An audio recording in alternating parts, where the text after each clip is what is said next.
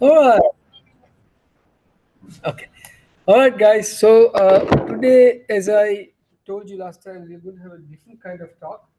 Um, I decided to get. So I was reading this post by Swapna, and she said, "Oops." Uh, she's talking about participating in on a panel, and she said we explored how AI is reshaping HR and what the future of work looks like as technology and people strategy converge. And there are, variety of industry people on the panel. Um, Now, Swapna did her master's with thesis and then MBA. And I see since 2008, she has been one or the other product management roles, director of product management or head or vice president now of product management. I mean, I think what among other things, Swapna may be able to tell you about is as some of you graduate and take up a job, how your work changes. What is the perspective of getting assimilated in today's workforce, especially with AI, playing a significant role in the in the work situation. So something maybe I don't know all the things that she's going to cover, but that may be a part of the things. And if not, you can ask questions about that to her. So Sapna, good to see you and take over. Great. Thank you, Dr. Shet. Welcome, everyone. I will get started with a quick introduction. I was Dr. Shet's student a long time ago, like he said, doing my master's, like most of you here in computer science, some of you may be PhD students. I started my career in consulting. I was with Capgemini right after doing my master's. Um, did a variety of interesting projects. At Capgemini, traveled a lot. And then at the time, B2B SaaS was coming up. So then I got tired of the travel and I went into B2B SaaS with ADP. And that's where in Capgemini, I was primarily working in the telecom, media, and entertainment business. But then I moved into ADP, building products. At that time, the role was BA. I typically did, when I started at Capgemini, I did consulting projects, again, in various roles, different roles that I did there. But when I joined ADP, I was squarely in the product development space, building products from scratch in different parts of the business. And I don't know if you know about ADP, it's a payroll company. 1 in 6 out of every Americans get paid by ADP. So instead of learning about telecom machines, I started learning more about people and businesses and building products in different spaces from small, medium, and large. I was there for a very long time, almost a decade. And so I started building my expertise in that domain in people technology. Um, After that, I moved to another smaller company as a head of product, again, doing payroll for the backend engine for SAP, 35 million users, headed up all lines of products there. Um, and again, very mature. So from very nascent 0 to 1 products to some very mature products, building the business, doing that sort of thing.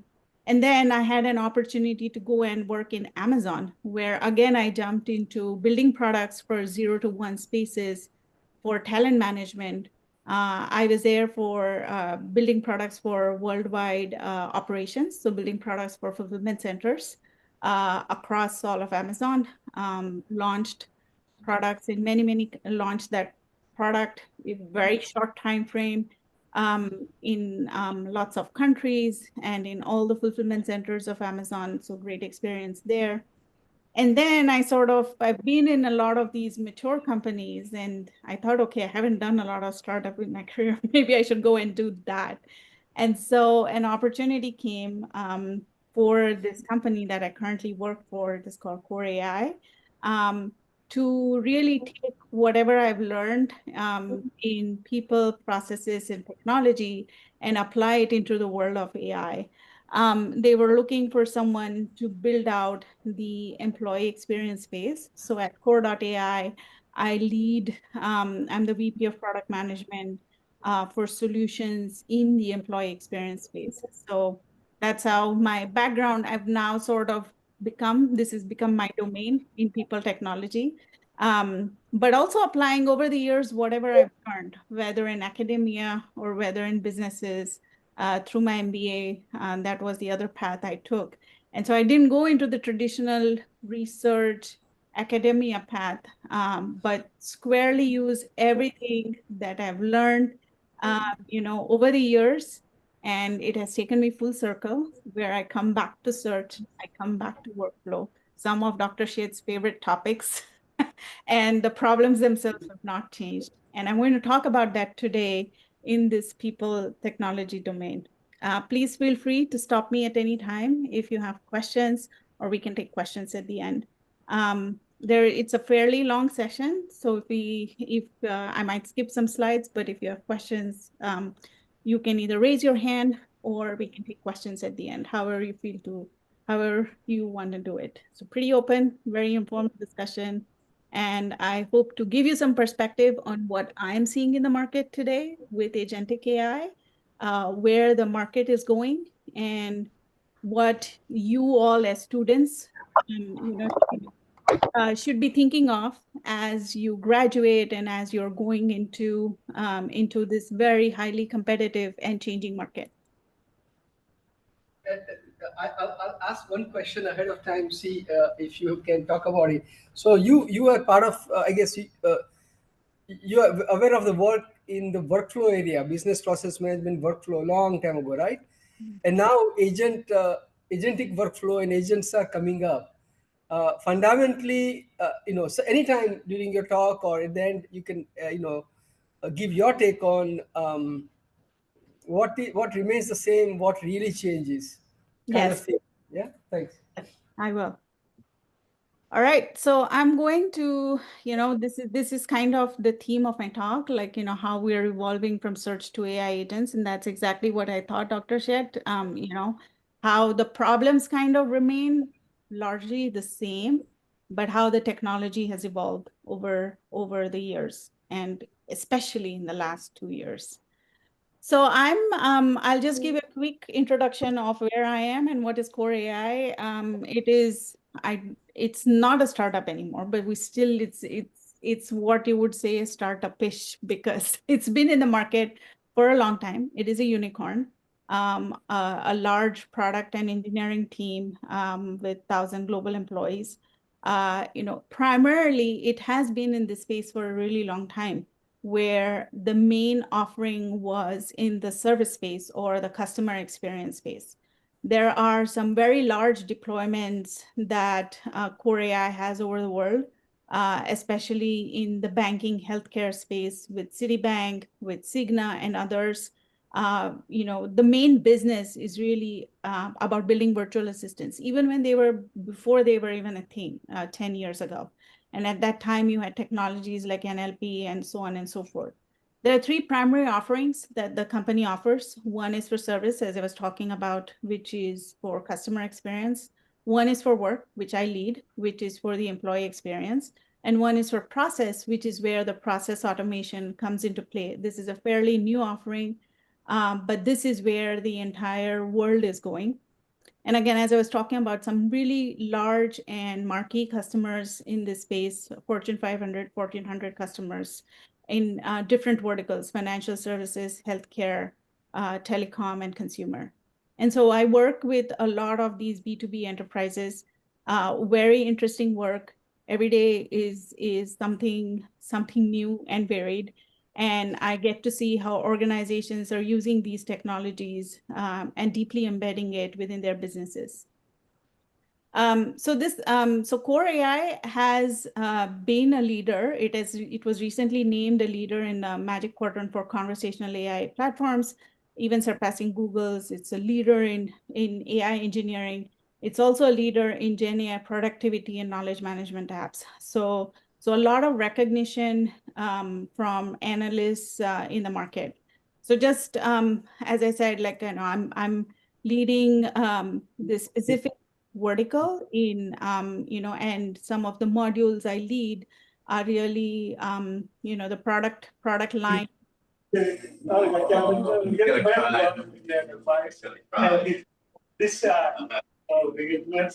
Question? just Paul, you need to mute yourself.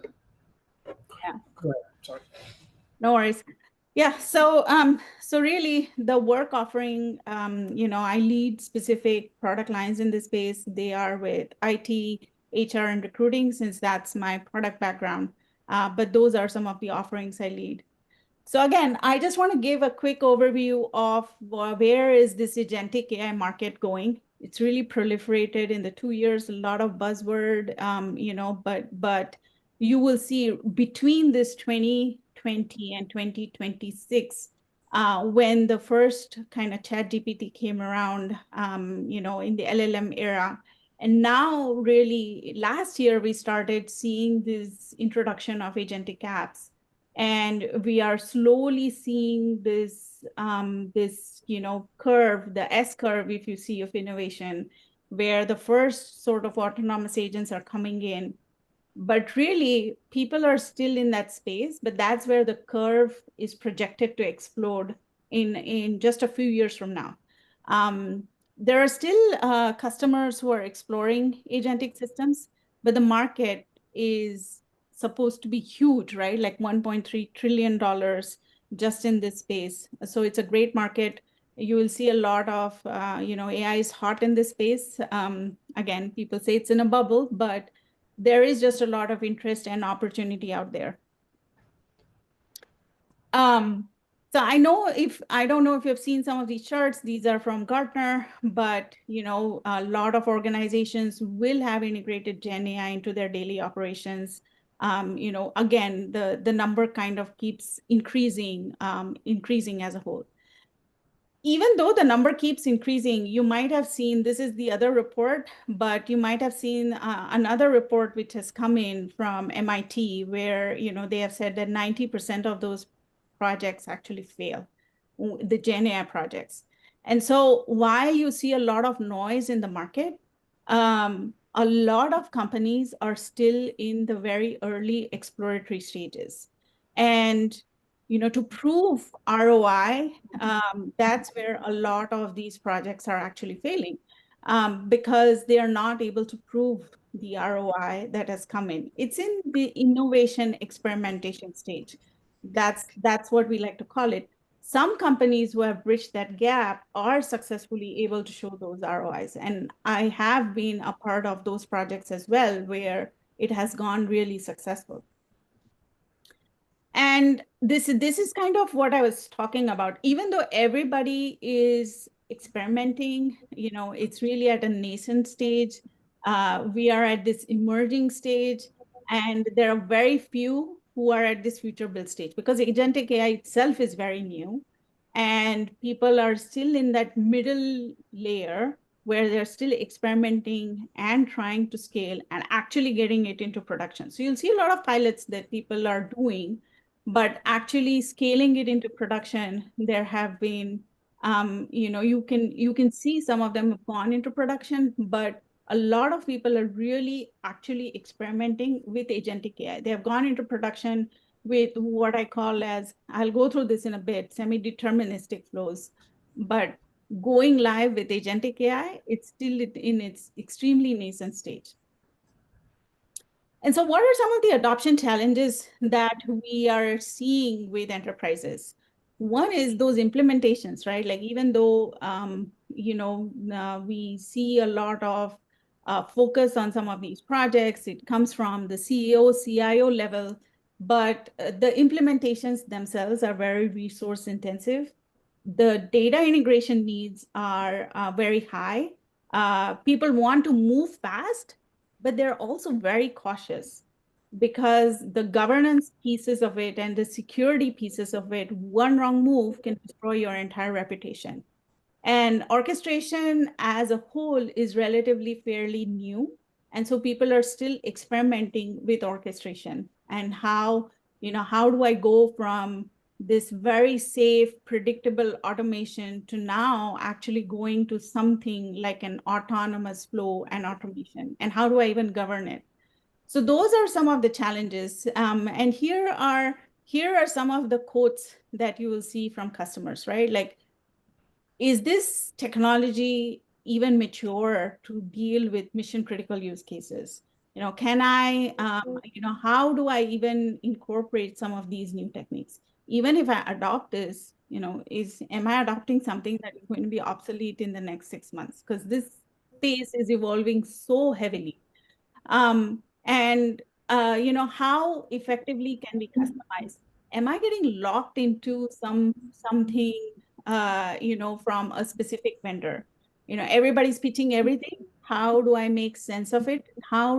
Should I do this on my own? Should I buy something from other vendors? And the biggest hurdle is obviously the regulatory and compliance frameworks. You might have seen horror stories when data gets leaked or when a chatbot goes rogue. Those headlines really impact businesses in a very negative way. And so this is the narrative, right? Like, this is the narrative that we currently see in businesses where they kind of see, oh, AI delivers automation and cost reduction. And that really is what people or organizations are starting with, especially coming off this pandemic high. Cost reduction is really the main kind of focus for businesses, and how do we reduce cost in our business? But really, that's not where the opportunity is. It's really about saving in operations. It's about making your processes efficient. It's about performance gain. It's about revenue increase. And that's where a lot of the opportunity is. So really, the opportunity is not about cost reduction or automation. It's really, how do I grow my business at speed and scale? And that's where the real kind of opportunity is going forward. And so this is BCG is a partner of Core AI, and but this is a report from BCG. Like humans, there are predictions that AI agents are actually going to be the largest employee cohort by 2030. And I don't know if you have seen some of this, but really we are seeing this. This is the vision that most enterprises have. You have your human org, but you also have these AI agents, and you're going to see this type of org in the future, where you're going to have not just humans, but also agents which are automating this, your routine task and helping humans do their work. And you'll see some of those headlines coming from really, really large companies. But, and we think it's really far away. I don't know where that evolution curve is, but we do see organizations experimenting with it. And those experiments, in some cases, are successful. And those are the companies that are going to be really successful in changing the trajectory of their businesses. And so where I focus on is really for employee pain points. And, I just mentioned that other slide. When we think about employees, now you need to think about AI agents also as part of your workforce. So really today, what are the problems that we see in the enterprise? When you work in an organization, there's a lot of application switching. People are on different kind of systems, switching from one system to another. At any given time, just in work tech solutions, there are at least 17 solutions that people have to go through, whether it is, your email, your time off, your benefits, other kinds of information. Searching for information is the biggest pain point when people are working. So, any type of information that you need to do your job, just looking for documents, looking for processes, or just routine tasks that people have. This could be anything from answering emails to creating any type of docs, to actually doing code reviews, to writing code, any kinds of those tasks in modern day organization. And if you take it in different industries, these problems are pretty much still the same, even in different industries. One of the big things that, what I work on, employee pain points, it's a horizontal, which means every single company in the world is going to have this type of problem. We do have vertical solutions as well, but employee problems really apply to every single company in the world. And so my work, what these problems I'm talking about applies to a manufacturing company, to a financial services company, to any type of healthcare company, name it, across the board. And so what I'm going to talk about is that evolution that Dr. Sheth was just talking about. When I started, how were traditional search systems? How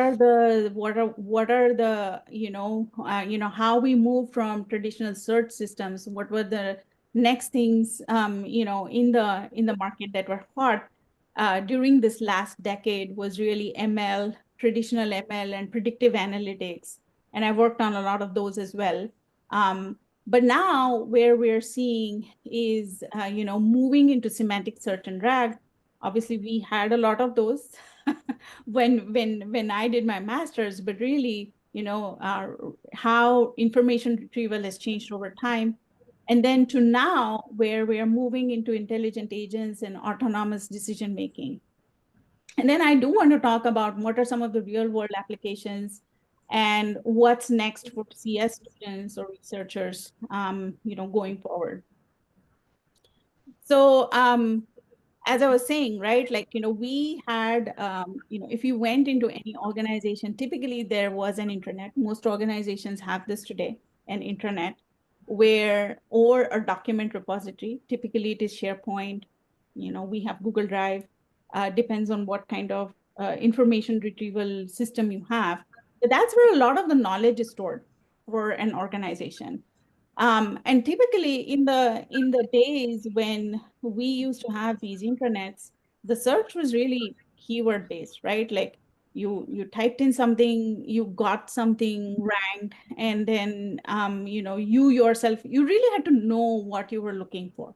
Exact matches, no context understanding, very structured queries, and that it required a lot of upkeep. Like search was, I have had those systems when I was working at ADP within my products. It was actually one of the biggest things. How do I search for people?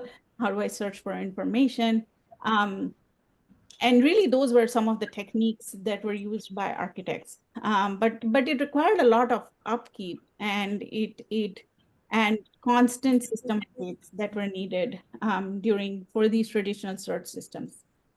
Then I'm talking about, this was kind of a latest state of the art. It is still a latest state of the art. This hasn't gone away. This is a fundamental part. But you will see where the market evolved. The other part of it, some of the other problems that we're talking about were predictive capabilities, right? Like taking structured and unstructured sources, classifying, doing regression and clustering, and then making real-time predictions and recommendations. Things which I worked on in my products were really predicting if an employee was actually going to leave, right? Like taking a lot of that data and understanding, those were some types of predictive capabilities that I have worked on in my products, where predicting. Amazon has very famous machine learning capabilities with their supply chain, especially with how goods are, there is a famous the prediction capability of inventory management and what inventory needs to be where. And those are some of the very traditional machine learning predictive approaches that are used, and classic algorithmic techniques that are used to predict certain behaviors. And again, like, some of the innovation that has happened is in ingestion, in feature engineering, in building those predictive models, right? Like, extracting that data, making sure those models are robust, and a lot of work that needs to go into building such type of systems, right? And then getting those real-time predictions and automated recommendations to guide like business decisions and procedures. And so now what you see is really semantic search and RAG. They're not keyword based anymore. We use, people see, at least we use vector embeddings. There is a similarity search and contextual responses. So what I want to kind of bring back is these were some concepts that were there a long time ago. It's just the technology has evolved, where now with vector embeddings, now you can really get your search to be very human-like. In fact, this is one of the most common implementations that I go through with enterprises. It is with enterprise search, where the most common pain point is really searching for information through varied knowledge management systems and being able to pinpoint where that information is and answering an employee's query, for example. This is where most of, this is where most organizations actually start, because they have these very knowledge bases and they want their employees to have access to information. In fact, there are a lot of startups which just work in this space, in the semantic search and RAG space. And again, like, this is just how do you connect that conceptually related information across vast knowledge bases? And I'll give you some examples. Where I see this in the HR space is really in policy search. Someone might think, that's a very, very simple example. You won't believe how much time people spend in actually looking for a time off policy or for benefit policies. How do I actually enroll in benefits? This is actually one of the top use cases I see, which seems simple, but there are armies of people who are actually there to answer those types of questions, and they still, can't serve up that information easily when you're trying to search for it themselves. And this is one of the very common use cases on how to connect knowledge bases. And so another evolution that I've seen in this conversational AI space from the time that I joined Core AI, actually in the 2 years, I've rewritten my product. This is the third time that I'm rewriting it. We used to have these traditional rule-based chatbots, which means like for my domain, I could have certain use cases which are automated. They were very rigid, menu-driven, linear conversation, did FAQs and answered questions, but had to be very, very scripted. And when I joined in I forget, it's in 2023, at that time, Gen AI had just come in. So the entire world had evolved. In fact, we had a lot of, that was the secret sauce, and we had to really evolve when when Gen AI sort of came out on how these things were written and how do I now include Gen AI. At that time, there was a lot of apprehension with organizations on why or how should I even use LLMs. And there is a lot of comfort now with organizations to actually use LLMs. But we shifted from that very rigid, I don't know if you have that history, but chatbots, like, they used to have like these very specific button-driven chatbots. Like it was almost like you had to select what you were doing next so that it got that context. And the conversation was very, very rigid. When Gen AI came, this was when we could actually really interact and understand user intent and actually, give it very meaningful sort of responses.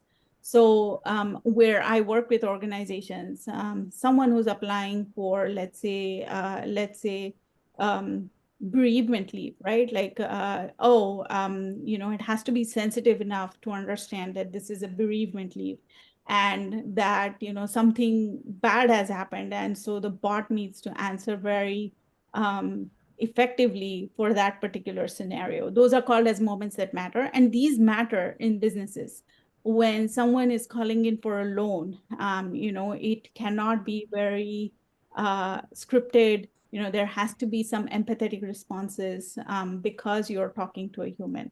And then it should know when the conversation should be redirected to an actual human agent. And so this is kind of the third evolution, right? Like you're seeing this autonomous AI, where instead of it being very predictable, now it is starting to take decisions on its own, really aware of what has happened in interactions, in past conversations, initiating the plans. You must have seen it when you're interacting with any kind of LLM, such as ChatGPT or Anthropic, where it really thinks and reasons, okay, what is my best plan here? And then completing those actions. And that's where a lot of time is spent. But the adaptability is very high. But that's where, the governance part and the maintenance part is really important, right? How do you make sure that a human is involved in that specific loop? So that's kind of the evolution that I'm seeing in this Gen AI agents. Like I said, like I literally had to, when I first came in, it was these rule-based chatbots. And this is literally in a span of 2 years. I've never had to do such kind of rewrites before, but I see this now, as I do, as I'm in this space. And every time that I actually release something, it's pretty much outdated by the time something is released. That's how fast this field is moving. And so this is really some of the space where a lot of. Was there a question? Yes. So when you're writing scripts today, are you using your own um, like small language models, or are you using like an LLM for your company? We're using LLMs. We're using, and typically it's like we have Core AI has built its own platform, but we work with customers. They can bring their model, like they can bring their own models. They can fine tune models. They can use our models which we have built. They have full flexibility to go through. Um, we see a lot of customers actually using off-the-shelf models. Actually, OpenAI is quite popular because they are locked into the Microsoft ecosystem.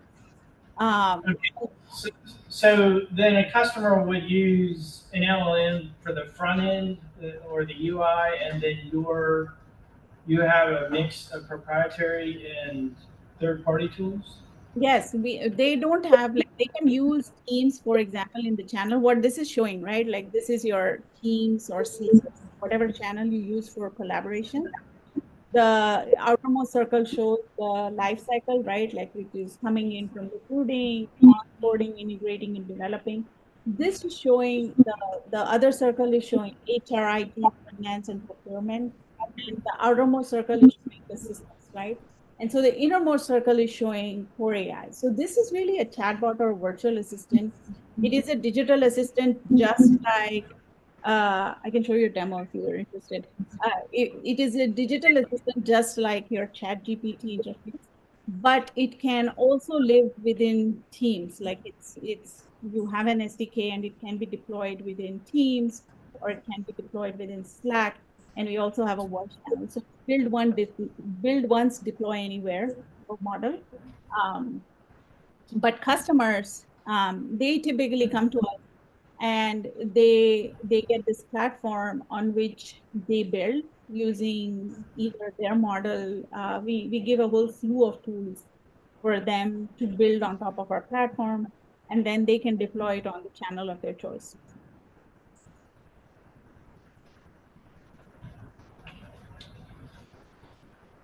Does that answer your question?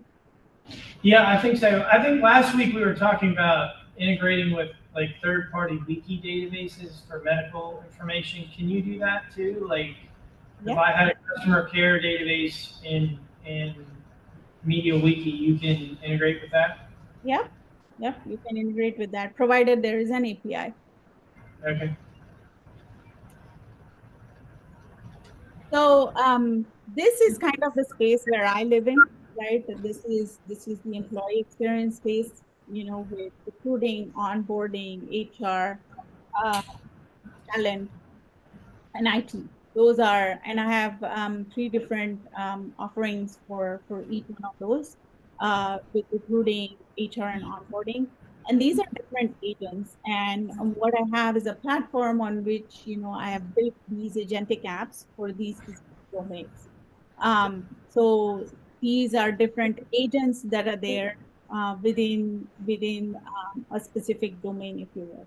And so customers can come in and they can either use these agents, or they can extend them to fit their use case, integrate it with any kind of system, and or they can be their own and use those as well. And so these are some of the use cases that are there in different domains, right? Like, in sales, for example, if you wanted to do sales type automation, right? Like drafting emails to a prospect or getting quarterly reports.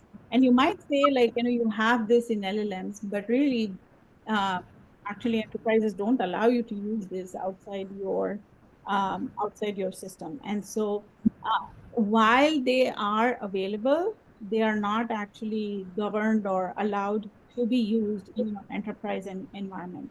And so a lot of these use cases are where we are seeing, these are some of the most common use cases in different domains that customers are asking for. Code generation is obviously a big one, right? Like, especially for tech companies. But you have all these other use cases as well in different domains, in sales, marketing, finance, etc. And so, Can I ask one more question? I'm sorry, I don't mean to be annoying. sure. No, go ahead. Go ahead. My interest. Can you route a chat session to like a call center agent, like through Genesys or Cisco? Yes, we do that as well. So that's what the customer service experience is. So a lot of those calls come in, we automate those calls as well. That's what some of those large customers that I was talking about.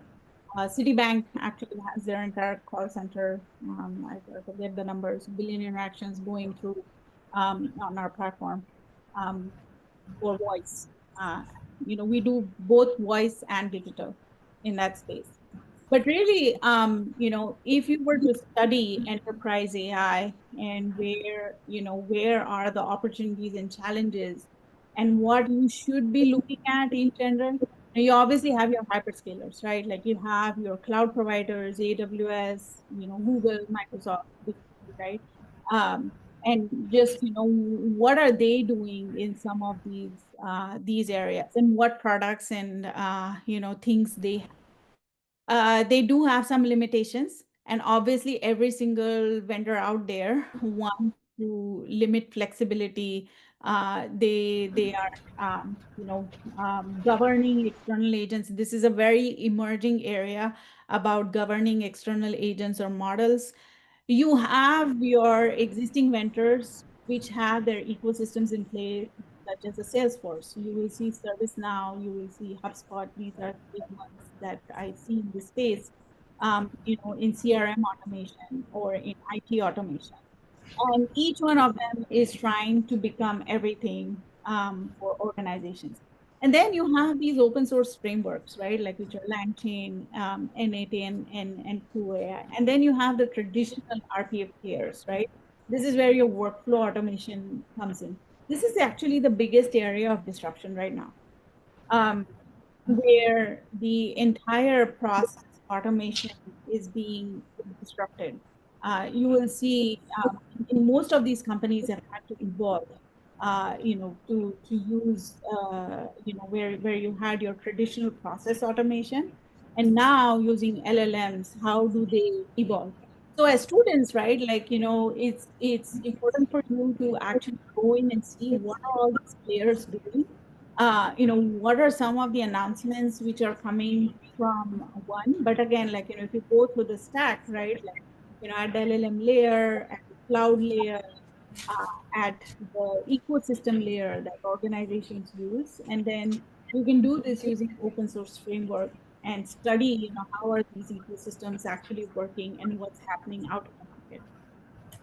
How do you charge for this today? Do you charge per contact or per search?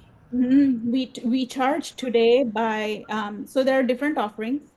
it's typically, and this is also another evolutionary game. So for work, we have two models. We have one which is employee based.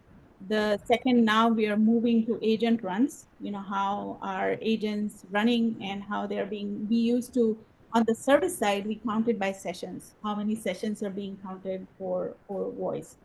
But again, pricing models are actually also ripe for disruption um, right now in this space with agentic AI.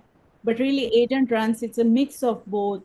You will see different models that when Microsoft has Microsoft Teams and 365, right, which is at an employee level charge.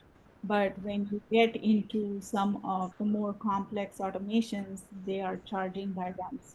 So again, this is an area that is also evolving. Most of it is pay as you go. Some of it is employee based. So it depends on the offering which customers buy. And so really for CS students, right, like, what are the areas that are interesting coming up? It's this vector embeddings in search, whatever you have been studying over there. For LLMs and prompt engineering, I wouldn't say so much on prompts, like anyone can do prompting, but really it's the model building, fine tuning, the pipeline, and really API orchestration and model management, but really understanding model capabilities and limitations, running evaluations on when agentic systems have been built. The top middle, this is where most of the opportunity is. You know, this has always been this is also something throughout the years that has not really changed. How do you architect good systems? Building scalable, distributed, now AI systems or agentic systems, that's going to be a very key skill. What are the different types of architectures, whether they are agentic architectures or RAG architectures? What are some of the integration frameworks?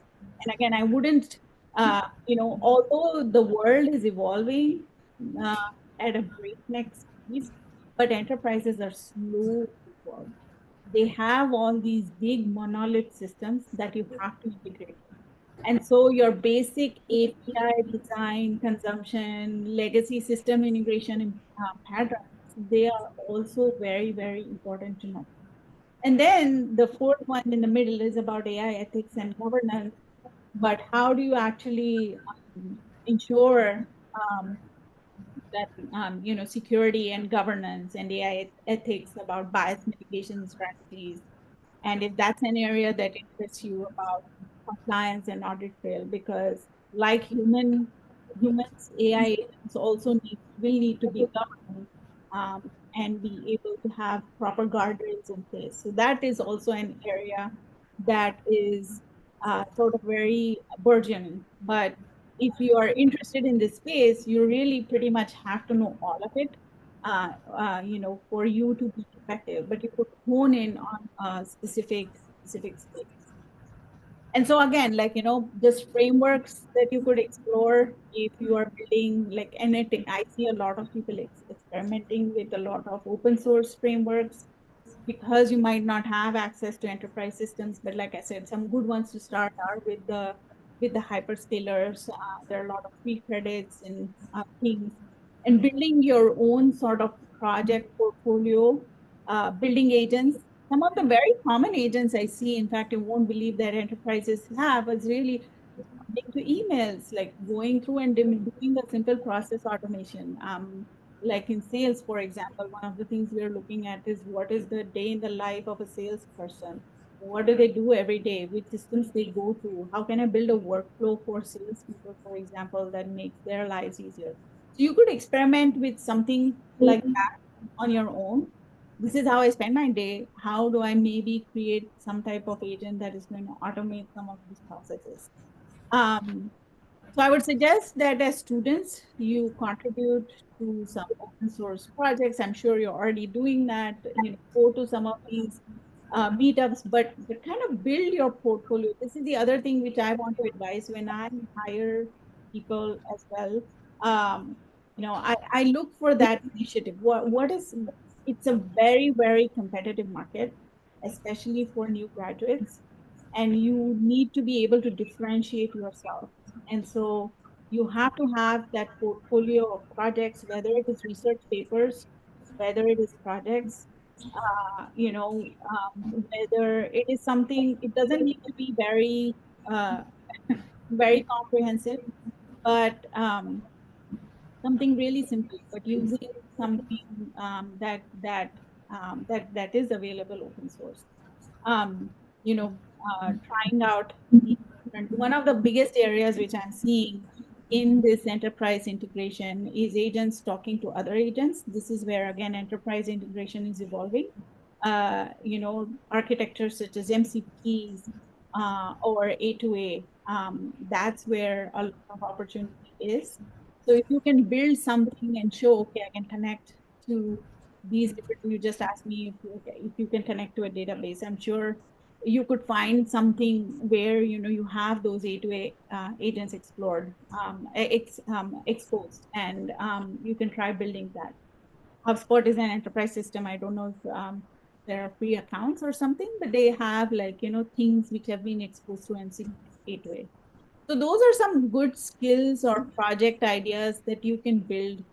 You can look at, to get started on how do I maybe improvise my own workflow, and how do I build certainly. If you want to go more complex, that's something which you can explore as well. But these are what I'm seeing in the industry. They're actually not use cases. They are not actually like this very hard use case. They're actually, how do I make my life easier in my day-to-day life? And how do I make that department's, this person's life easier? And that's where a lot of the opportunity is that I'm seeing that organizations are trying to solve. Um, Again, as you're starting with specific use cases, where I spoke about that MIT report, and you should go ahead and read that on why enterprise projects fail. And you would think that, oh, it's because they didn't do X, Y, Z. It's actually because a lot of the problem wasn't even thought through. A lot of people are jumping on the AI bandwagon thinking that, okay, I want to have AI, and I just want to have AI because I want to show this to someone, and that's the recipe for failure. It's a solution in search of a problem, and it's really it's really the problem in search of a solution. So it's and the biggest thing. In fact, I had a customer call today, and they were actually ready to get started on the project, and and at the very top level they have said to not start on that project. Why? Because they didn't have a proper business case defined. The ROI wasn't defined. So defining those key metrics and measurable outcomes is something that you should do on your own. What is it that I'm trying to, this is where I see a lot of businesses struggling. They don't have clear ROIs on their projects. And so first defining what is the problem, what is the ROI. um, there are different problems that customers encounter, like the design for orchestration.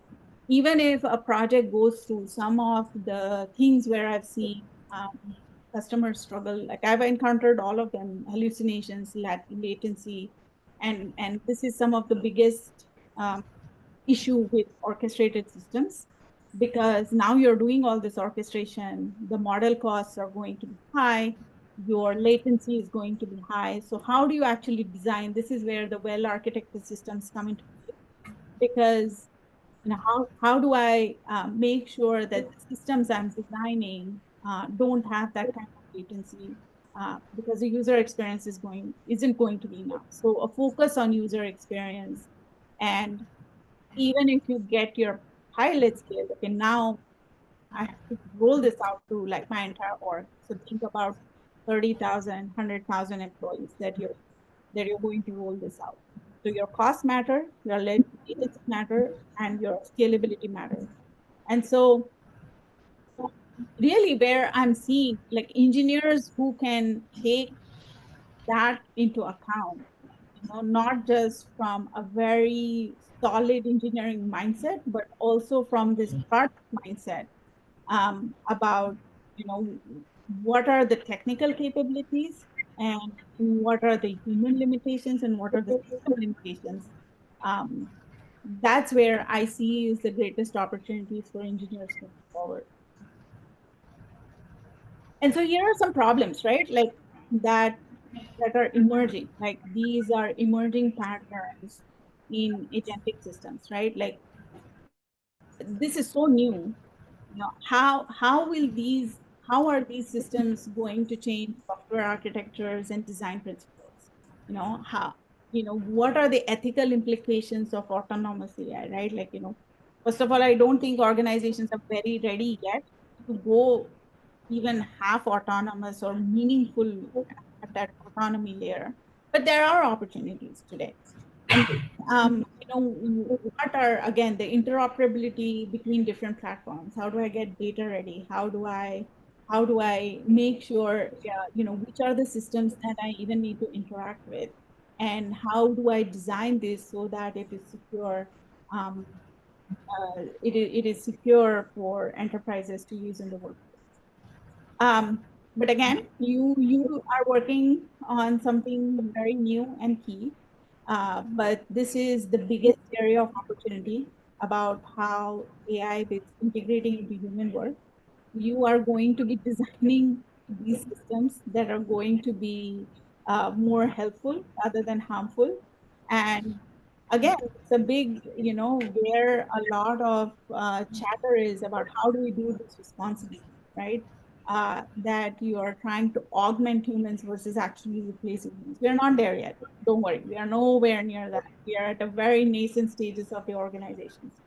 But you do see it impacting, right? Like as students, you do see the market being impacted. And so you need to be ready about what is happening in this marketplace and how are you going to be equipped for this type of future.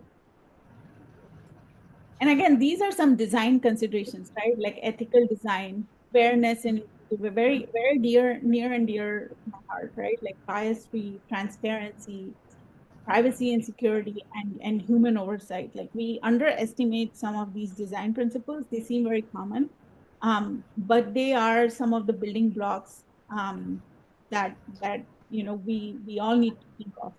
And customers are actually demanding this, right? Like, nowhere, no security. The biggest actually hurdle to AI projects going live is security organizations in organizations. um, it just get blocked. You have to prove, you have to have tons of documentation, you have to have audit trails, you need to be able to prove that this is not going to be, malicious. There's no malicious, code injections and things like that. But um, privacy and security is obviously the all of these, I would say, are equally important in their own right. Swapna, basically there is not a single LLM that has been proven to be safe. Yes. Uh, we continue to get all these examples of you know, teens doing suicide or killing parents because of the chatbot thing. So no amount of verification or documentation is going to solve that problem, at least for now. And the technology has to fundamentally change. It is really deeply rooted in transformer architecture and many other things that LLMs are built on. So I think it's okay if you people make up these think about making it ethical and all that, but it's just not the technology is simply not ready for that in my view. So I mean, a company like yours who wants to sell the solutions should come up with all those things, regulations, but at least from a very pure technical perspective, I don't see the solution right now. You can't build enough of the what you call layers surrounding the core LLM technology to solve that problem. I hope that is some people are thinking along this line and are uh, this will even if you try to sell saying we made the technology safer, I don't think that it's possible to do right now, at least. I agree. I where I am talking about in this context, and that's why we like, especially in enterprise systems, at the core layer, you're still using LLMs. You're still using some of these, and a lot of it, right? Like that's why I talked about, things like moments that matter, right? Like when there is something, the call actually still goes to a human agent. So you have to know when there is that boundary between when uh, an LLM can make that decision versus when it actually needs to be handed off to a human. And these are very Yeah, practical enterprise. that's the good point.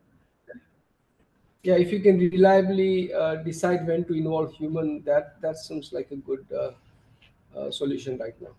Yeah. So right now it isn't there. I completely agree. Like, that, and that's what I mean by these. And where, Yeah, but that is why all those who are really hoping that the AI will make the systems or enterprises a lot more autonomous, and and a lot of things will be done automatically or by the system. That is still a pipe dream because the fundamental issues are not solved for that. no, I completely agree. And this is what I said at the beginning of the call, right? Like, because I'm dealing with enterprises, so no enterprise is going to hand that over to me at all. And so the level of autonomy that, even though the diagrams explain what I mean by that, it goes from being very, very reactive to some bit of proactiveness, right? So in the case of IT, for example, right, instead of, someone like calling in, that something was down, automatically detecting that something was down, and then calling and then kind of putting in a fix for that. That's the level where enterprise software is at right now. It's nowhere near. That's why I said you're all, that's the level of autonomy right now.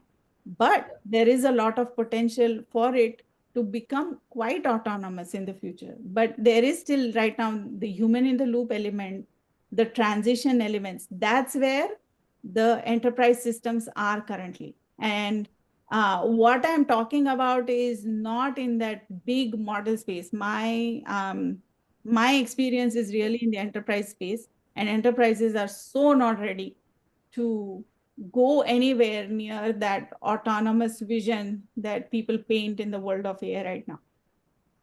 Yeah, great. Hey, we will need to wrap up in 5 minutes as the class schedule might end. Um,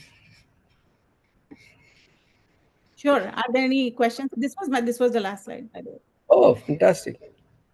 Do you have a sample app that you could show us real quick? Sure. You have a sample app that you can show. Yes, yes, I can show a sample app. One. I'll show a quick time of use case.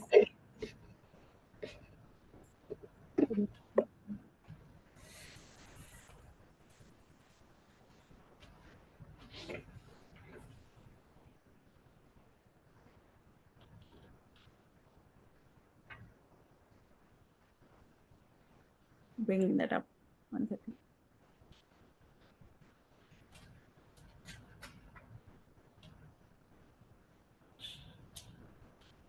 So like I said, right, like where Dr. Shet was going, right? Like, how much has it changed? It has changed, and it has not changed at all. I mean, the problems are still the same. You're still doing search, you're still doing integrations, you're still doing kind of workflow automation. It's just using different technologies, which is a little bit, which is, definitely a lot more evolved than what it used to be. And I can go ahead and share my screen. Okay, so this is sort of a PTO request and approval use case, right?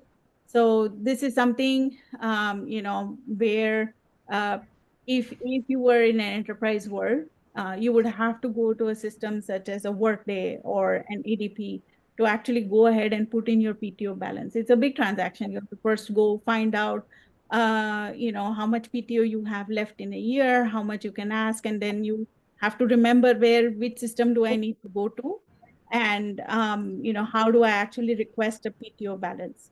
And so this is for employee who is there in India may have different rules than a person who is in US.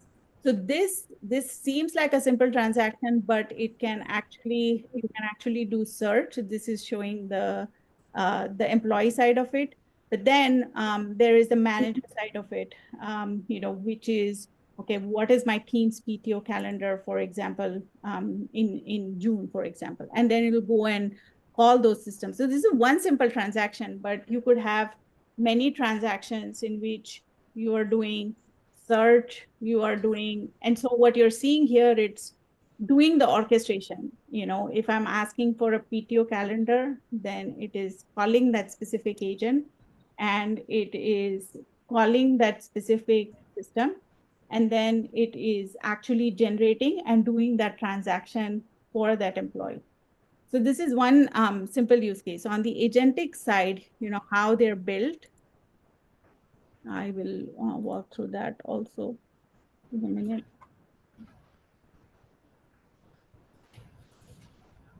So again, what I mean by agentic architectures, these are simple use cases, but how do you build? This is a platform where again you're choosing your model, you're describing what your use case is, and then you have these different agents. This is your self-service agent. One of the use cases could be PTO, something could be add benefits. So this is sort of your PTO agent. You're telling it what the agent needs to do. You're providing the knowledge that you need, and then these are some tools that you need. This is where the integration points are, and then you can define the flow for it to go in and integrate with that specific system. And so this is what I mean by orchestration. Again, the concepts are pretty much the same that we had, where Dr. Sheth had about workflow as well. Concepts are similar, technologies are different, but again, more exciting spaces in which now you can interact with a lot more systems and bring it all together for customers.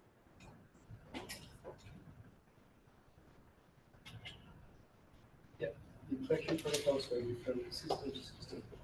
Things are a little bit more brittle, but that may still this may still allow you to have more errors creeping that you're not aware of. But Again, I couldn't hear. I said, yeah, the way systems interact with each other that has changed. Typically, the speed of designing and deploying these kind of workflows has changed and improved. But there are a lot of scope of errors to creep in as the system become more flexible. They may answer things that you did not expect and understand, and a lot of choices of different kinds of errors that come in.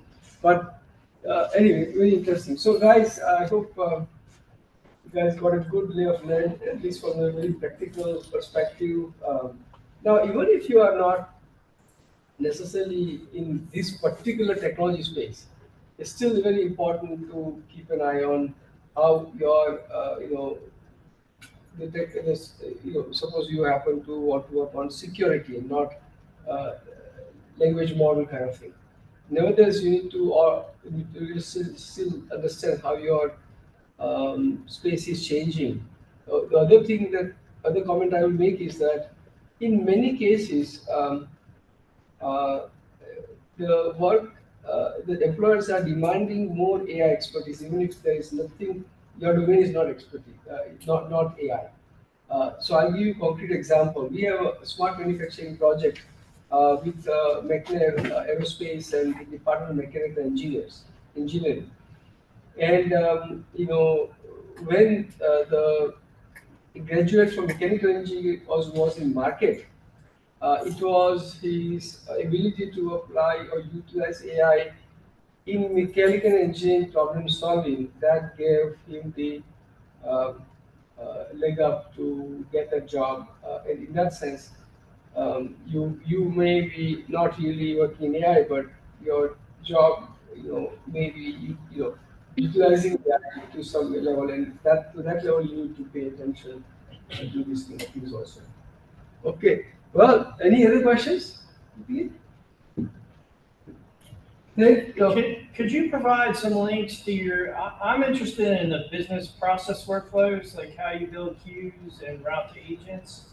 And I'm also interested in your contact center integration. So if you have something canned on that, if you could email those to the team, that would be cool.